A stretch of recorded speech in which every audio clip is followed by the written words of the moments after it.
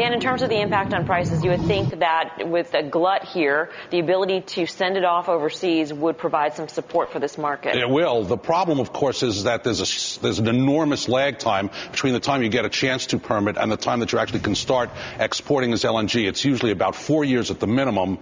It's also anywhere. Well, if you're taking, for example, a plant where you're turning it from an import plant into an export plant, that's cheap. That'll only cost you $2 billion. But if you're trying to turn it, you start from scratch and build an export LNG plant, that can cost you upwards of $10 billion. So it's very heavy money that's going in, very heavy infrastructure, and a very, very big bet on that differential on natural gas between here, the UK, and Japan staying low for a very, very long time. So you think prices are going to remain low, at least for now, simply because it takes so long? I mean, the bureaucratic process, the time it takes to actually build the terminals, that's going to keep it. But once they're all in full gear, then what? See, I'm a big fan of the sequester and the rig counts dropping, building a floor here in natural gas. I think we've seen it through 2012. I think you're going to continue to see it through 2013. This is just one more piece of the puzzle that sort of builds a floor under there. I know it's a long-term kind of build of a floor that's going on, but I think you've seen the lows in natural gas for the rest of your lifetime, actually. Yeah. Right. In terms of that floor on price and firming of pricing eventually down the road, we've seen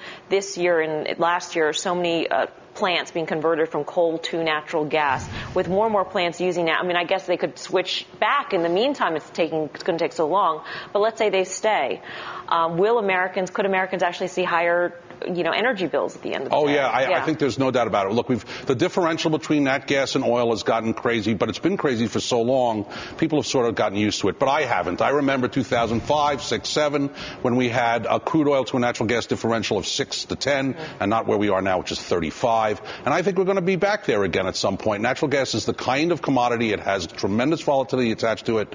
I think once you get some of this leasing action under control, where it's not just all haphazard and everywhere, and you get some control on exactly how much is being produced, you're going to get a floor in natural gas prices. You're going to see $5, $6, $7. The futures don't show that yet, which is really interesting. Even going out to 2020, you've got futures prices only around $5 an MMBTU.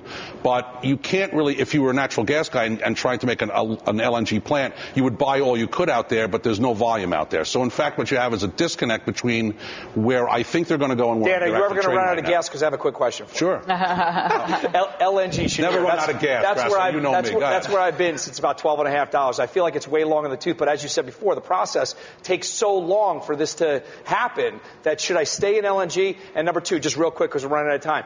Chesapeake, it's made for a world where nat gas is $5. You said we're going to $5, $6, $7. Do you buy Chesapeake? Is there still headline risk, and do I stay in LNG? LNG, I think, is overhyped to a certain degree, but they're the only ones in the game right now, so they're taking advantage of that LNG revolution right now. They're the only ones who are able to take advantage of that LNG revolution. I liked it better at 10 than I do at 14, but, knock yourself out. Who will next in terms of players? I think Dominion. Dominion's the closest. Okay. They have a plant. They have an import plant in Maryland, but once they get approval, they're on the list to get approval. Okay. They can turn that around in 2 years, and it'll only take them, like I say, $2 billion to turn it around. They'll be the next one that are at the game. Okay. And in terms of Chesapeake, I like other dry gas plays better. Southwestern and Canna. Ultra, if you want to take a real speculative play, Chesapeake's not on my top.